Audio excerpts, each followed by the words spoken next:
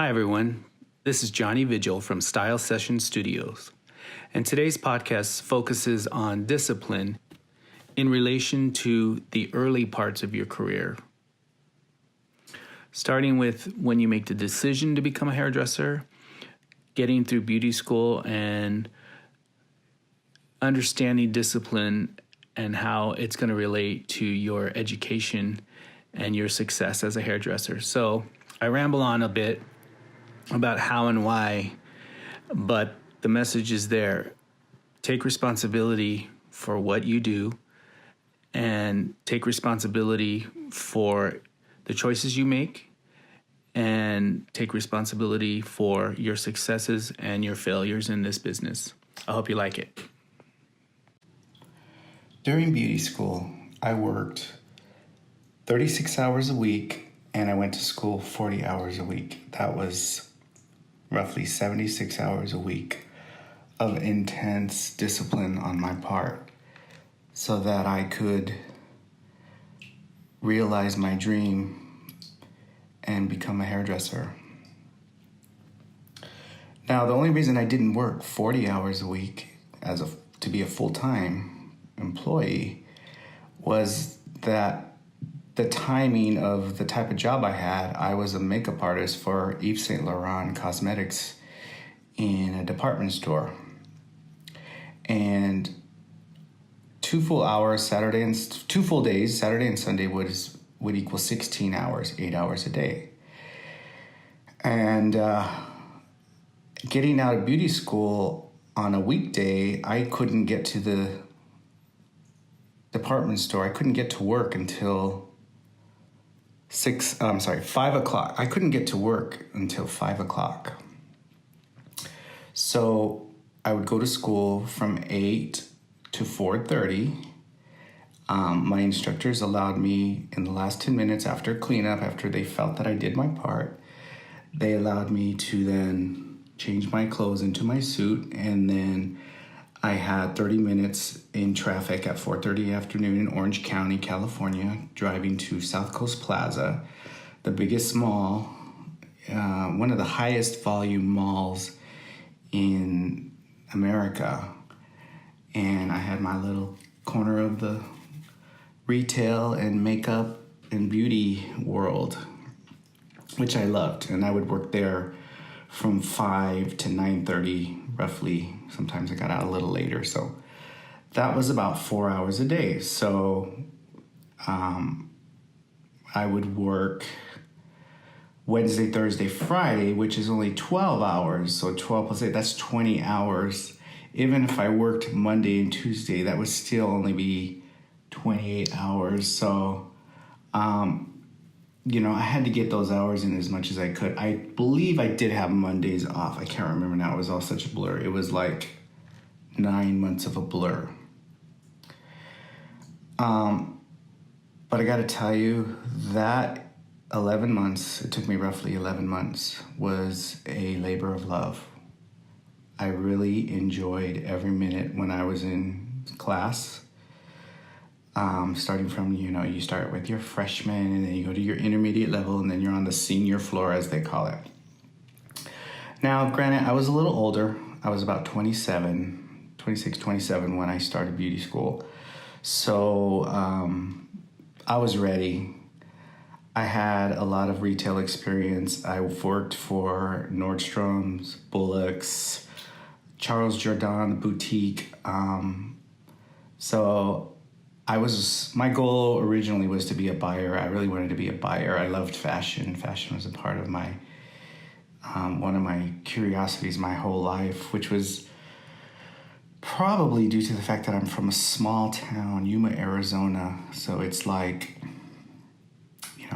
I think the biggest store there was JCPenney's, and there was a company called Dillard's, which is a little more high-end. I think they had a little Polo, Ralph Lauren, that kind of stuff, but just a little. I mean, there was really nothing as far as fashion in Yuma. Anybody with any money to afford fashion would drive, a couple hours to either Phoenix or San Diego. So 2.5, 3 hours to get there to do some real shopping, which is what I used to do this summer. My parents were divorced, and my dad lived in the San Diego area. Also, the outskirts, also not a high fashion area, a city called Poway. So I would drive and visit. I'd go visit him in the summer, and then they would always take me shopping for school because my dad had he was a little more well off than my mom was, and they'd take me school shopping for school. So I'd always pick the trend that I would see in California, and then bring it back to Yuma and just kind of make my own subtle statement. I was pretty much shy, quiet loner in high school. So I think my fashion sense, my style, and that kind of stuff really was all the communication that people got from me. I think I had a image of a mystique in high school. And by the way, I hated high school because I wasn't good at playing the game. But I watched and listened and learned a lot. I wasn't a jock. I wasn't a preppy student body kind of person either. I hung out with the stoners and the kind of crazy people. That way I could stay neutral. I had my thing. I didn't get too close. I could go to all the parties.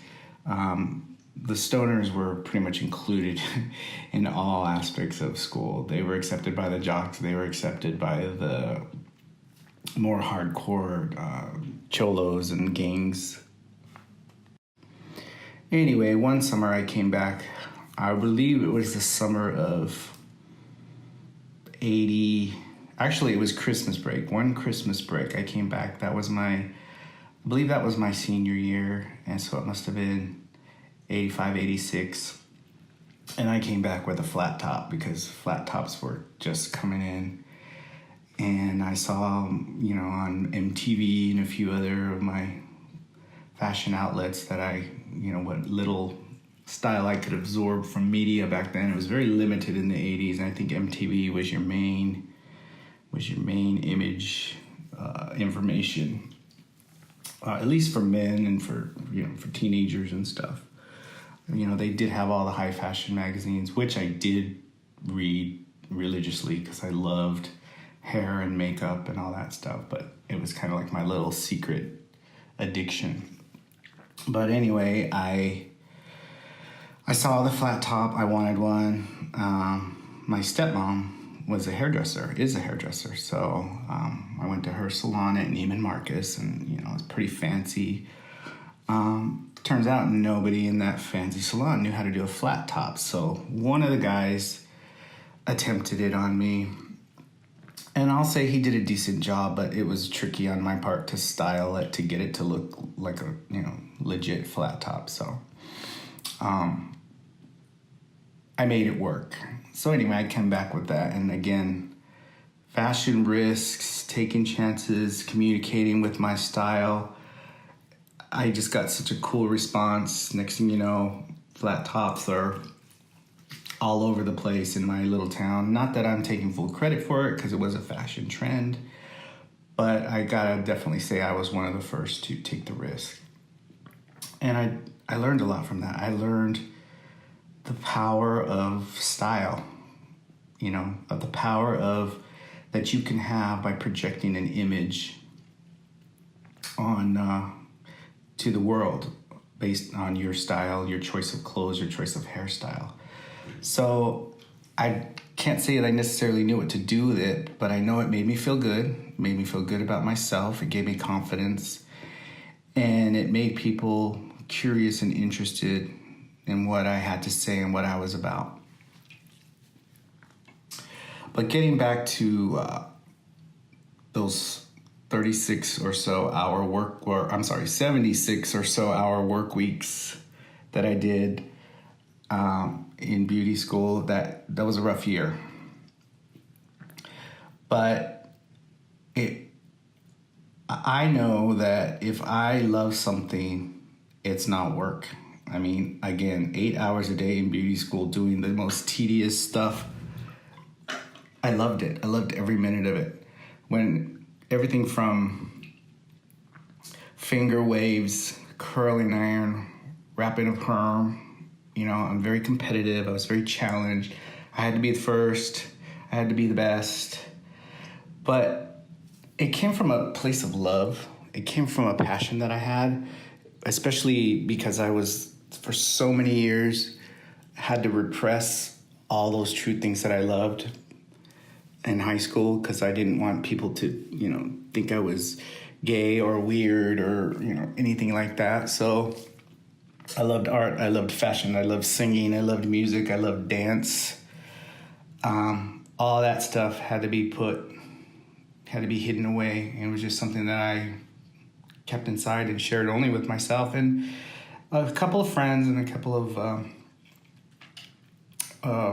and my sisters, my younger sisters. They let me experiment on them, but and I have some funny stories about things that didn't go so well and things that went well. So and it's funny how I can see school pictures and remember that I stayed up all night braiding my sister's hair in like 1980, I don't know, 3 or 4, because we didn't have a crimping iron, so we did mini braids, braided her whole head. Her hair was kind of long.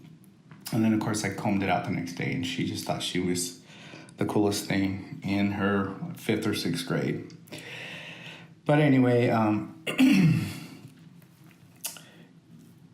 I had that discipline, and it was really easy because of the passion that I had for this business. And I went to school with this, you know, a neat group of people, most of them younger, early 20s, a lot of girls fresh out of high school that maybe didn't know what they could do, but they loved, you know, style, and they had tattoos, and, you know, they wanted to be hip and cool, so, you know, they decided to go to beauty school.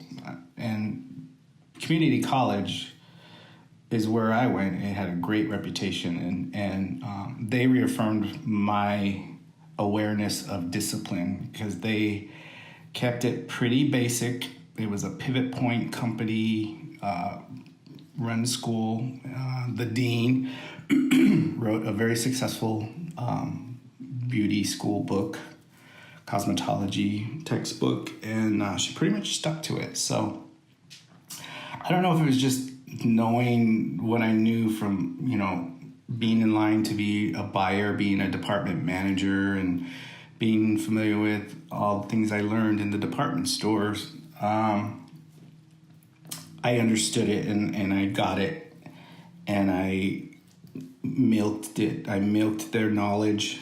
These little old ladies that were teaching me finger waves and haircuts and distribution and, you know, all the terminology that I can't say I mastered it right off the bat, but it started sinking in little by little.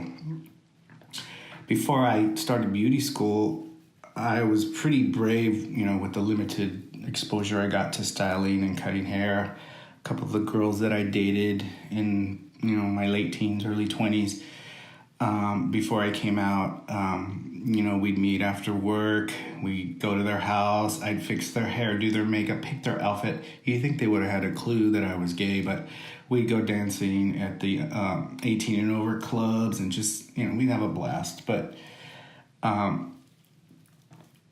had a little experience with that, but I didn't really know what I was doing. It was pure instinct, pure ideas that either I saw on TV, walking down the street, or in a magazine, and, you know, I put my little spin on it.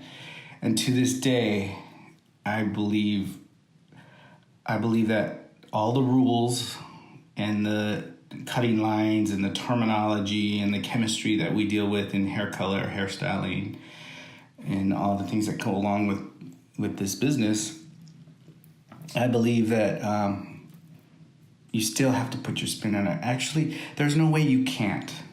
I can give 4 students the same job, the same technique, and say, everybody do it. And so 4 different doll heads or 4 different models, and they will all have a variation based on what they read or heard what registered in their brain through their ears and came down their arm, out their fingertips, and out their eyes and in their eyes. And you know, that's what makes the world so great. That's what makes this business so great.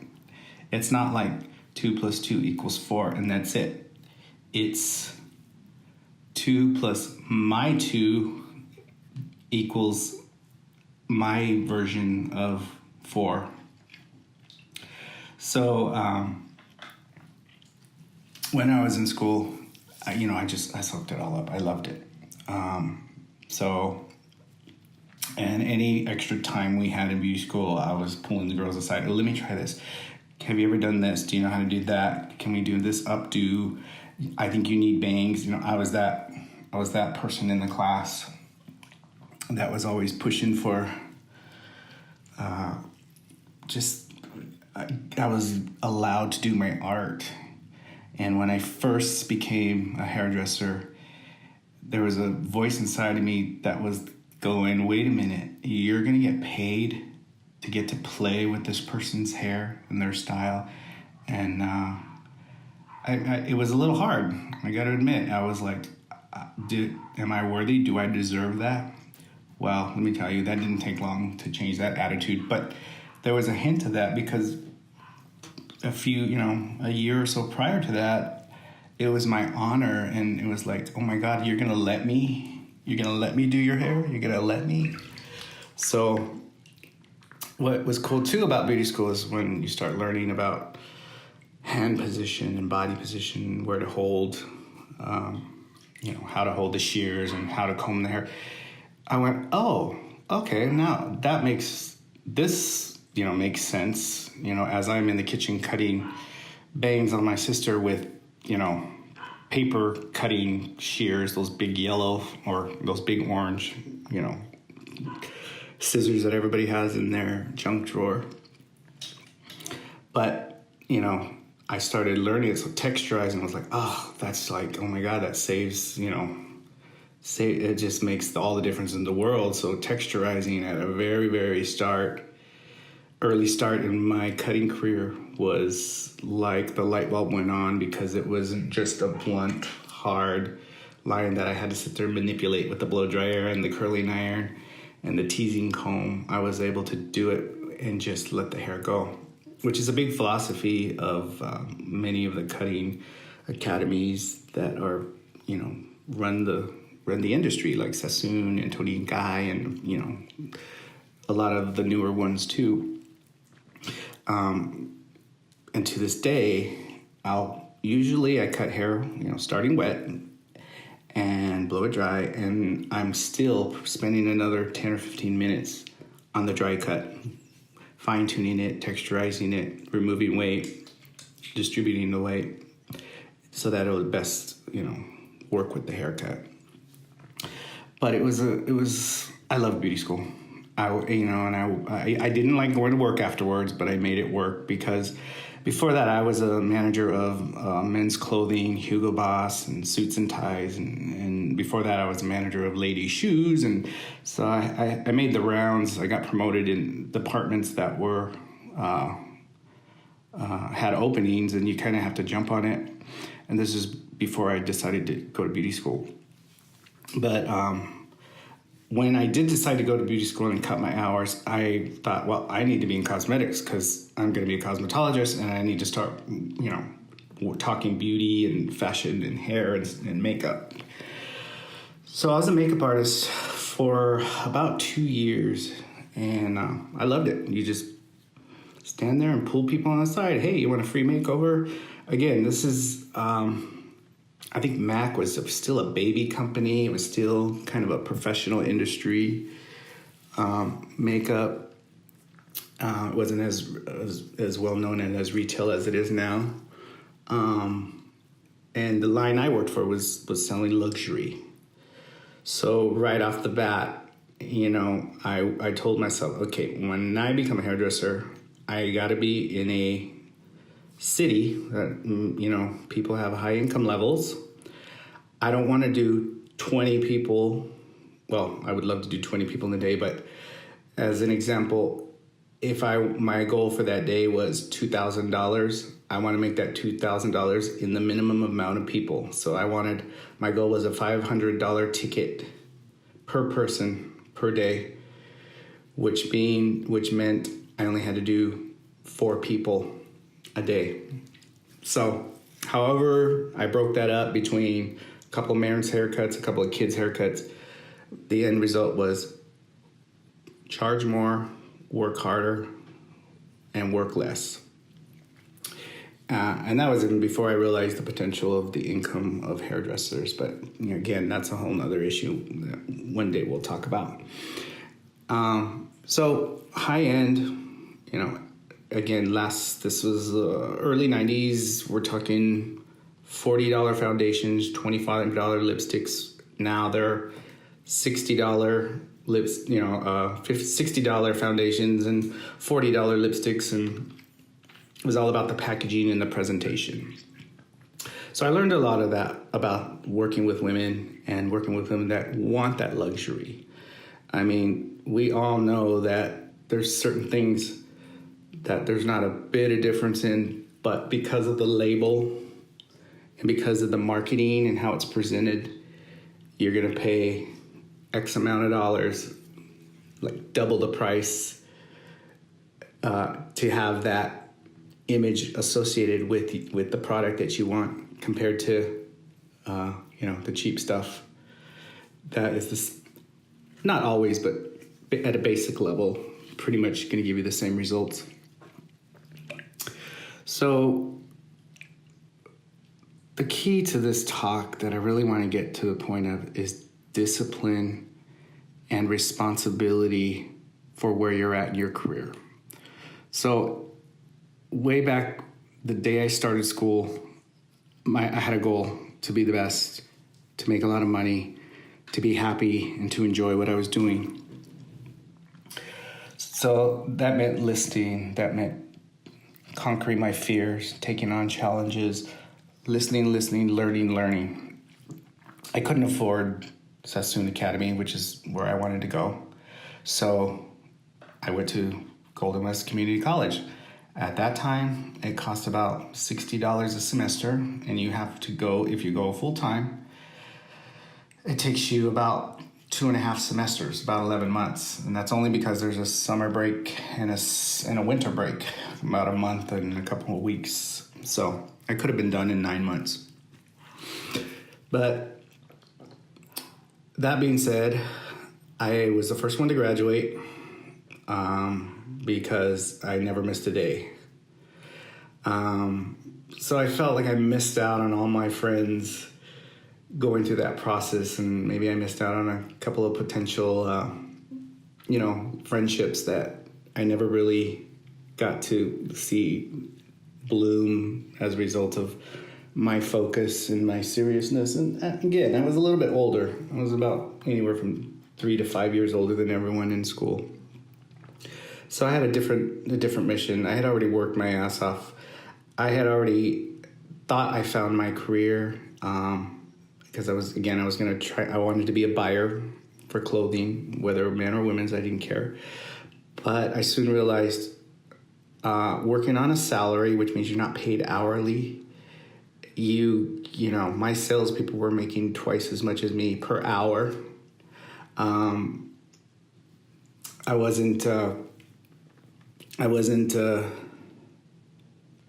I realized retail is all about holidays and weekends. That's where when they need you most in those stores. Christmas, Easter's, we're closed for those major holidays, but preparing for those. So I missed a lot of family functions. I missed a lot of holidays, and I missed a lot of weekends with my friends. And once I realized that, and I wasn't being paid what I felt was a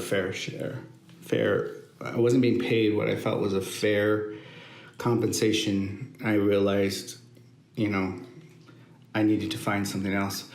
And at the same time, I started hanging out with hairdressers. I started dating a hairdresser. So, I'm looking around going, God, not only are these people doing what they love, they're making some good ass money. They've always got a wad of cash in their pocket, and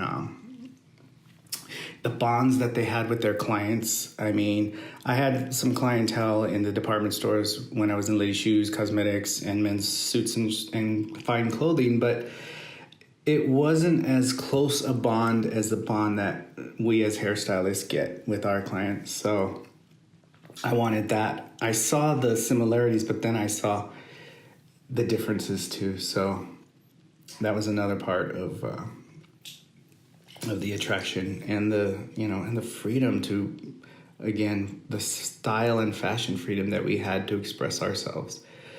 Was, I love dressing up at the department stores, don't get me wrong. I love putting on a suit and tie and dress shoes and just, looking good, looking sharp. But I also, treat, if I'm wearing a torn t-shirt and a pair of flip-flops, you better believe I thought about that just as much as I would picking a shirt and tie to match the suit and the dress shoes that I was wearing to, a formal event or to work at the department stores. So shortly after getting my license and starting my career, I kind of settled in about 6 months or so, and then I had my advanced training at Sassoon. So I took many advanced intense courses, week-long courses, day courses. The company I worked for in Orange County was big on their techniques, and it was a great company. They promoted from within. They trained from within. It was very inspiring, and it was a very thorough education.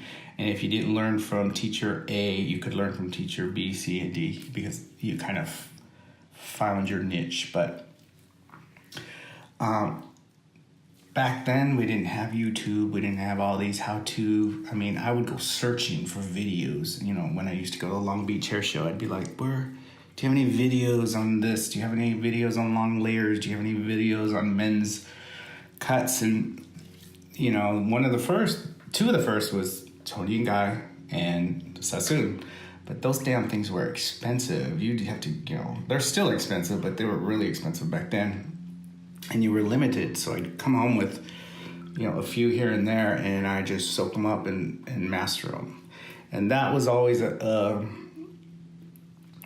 something that I was aware of, because with my stepmom being a hairdresser, she was an education junkie too.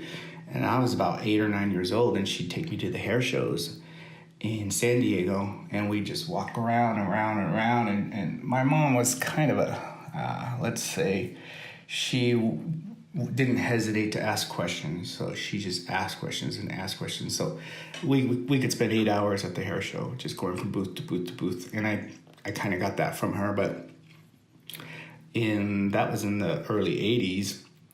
So she'd come home with Sebastian videos, and I'm pretty sure there were some Tony and Guy videos then too, because it was early in their career or in their marketing. But she'd watch them, and she just put it on, and that would be background noise while we were running around the house or cooking dinner or whatever. So I'm sure I picked up a lot of techniques from that, especially with texturizing, because they were always early. I think her name was Jerry Kazenza or something like that. There were some crazy haircuts back in the 80s, a lot of asymmetrical kind of stuff that it never goes out, but there's variations of it. But and I'm still an education junkie. I've been doing this for about 30 years. And every day I want to learn something. I want to better myself. And I would say in the last 2 to 5 years, YouTube has just, it's just exploding. It's just kind of, there's more and more by tenfold of inspiration. I won't say education 100%, because I know there's a lot of people that think education is, there's a lot of show pieces online that are doing it for the wrong reasons, more for egomaniac and that kind of stuff. And to that I say, I can learn from your mistakes as well as I can learn from your amazing techniques. I can be inspired in many ways. So, I may click on it, watch it. Okay, I get this. Boom, move on. Something else. What's next? There's millions and millions and millions of videos and, hundreds of thousands being uploaded every minute. So, there's a lot, and I'm not going to miss any of it. But, there's something to be said about that as opposed to a classroom situation or surrounding yourself with, inspiration and education and that kind of stuff in person, in your salon, in your city, in your life. I'm a firm believer in the fact that I am responsible for my successes and my failure. And I believe that so much, maybe almost to a fault. I mean, if I'm walking to work and it's raining, it's my fault, it's almost that bad. So if I'm sitting around in the salon on a not busy day, it's my fault. It's not the owner's fault. It's not the traffic's fault. It's not the client's fault because they don't know what's good for them. I got to ask myself, what am I doing wrong? What am I doing right? And what can I do to improve it? And nowadays with social media, I've been trying lately to focus on it, and I feel like any of us that don't are just, we're crazy for not. You gotta be a part of it. You gotta figure out what it's about. I feel like in the near future, it's almost like if you don't have a social media presence, or if you're not connected on the internet or on your mobile devices, do you exist? I mean, it's almost that serious. And I feel like the sooner you master it, the sooner we master it, the better we'll have control of it. And use it in a good way. Use it to increase your income. Use it to help people, give back, share knowledge, share. There's enough. This world is full of abundance, and people that live in fear and hold back, I think those people, they're never really living their true potential. But I'm still got a lot to learn about social media, and I'm trying and I'm learning every day. The good thing about it for me is a lot of my hobbies kind of are all coming together. When I decided to start a YouTube channel and focus on my Instagram and Facebook, I went, wait a minute, I love music, I love fashion, I love people, I love photography. All these hobbies that I kind of dove in and out of, in my 30-year career, and even before even when I was a young kid, they have all kind of channeled together, and now they all kind of fit hand in hand. So I may not be the best photographer, I may not be the best at this or that, but I have a knowledge and an understanding of it. So I know how it works. I got an idea how it works, and I know how I'm going to best use it to my advantage. So, if you have a talent and it's not necessarily cutting or styling or coloring hair, you could still be in this business. You can use those, that cosmetology license to be a salon owner or a sales rep, a teacher, there's many, many ways, an accountant, a social media expert. But you're not just going to throw that license out the window because, it's not your main focus. It'll make you better at what you do. So for instance, the photography and the piano lessons and the voice lessons and the music and the performing on stage that I've done throughout my life, all that helps me in my career. When you're standing there doing a client, you're on stage. You may have one audience member, but you're on stage, and you got to know what to do with it. I got a lot more that I want to share with you guys, but I'm going to end it right here because In this rough cut version of this podcast, I'm up to about 30 minutes. So my goal is to keep my messages about 30 minutes or less. So again, I touched on a lot of things that I will be reviewing, and it'll inspire me for my next podcast. But I would also appreciate any feedback that you guys have, any questions that you have, or anything that you want me to elaborate on. Please comment and leave me a message, and I will personally answer you, and I will personally work on it and elaborate, because there was a lot in there. It's not everything. It's by any means anything. I could probably go on for an hour on each little point that I made, but yeah, let's share the knowledge, let's share the wealth, let's grow together, and I'm looking forward to doing many more of these if they work. I'm looking forward to doing some on video. I have to get through that camera shy stuff that I'm sure a lot of us have to deal with now, being aware of the power of social media. But I'm gonna fight through it, and I'm gonna make it happen. So anyway, thank you for giving me 30 or so minutes of your life. Hopefully I got my message across, and it wasn't too harsh or unprofessional or too much rambling, but I'm sure I'm gonna get better at it, because I'm gonna keep trying till I do. Anyway, thanks guys for tuning in, and I'm gonna leave you now with my favorite quote from Michelangelo.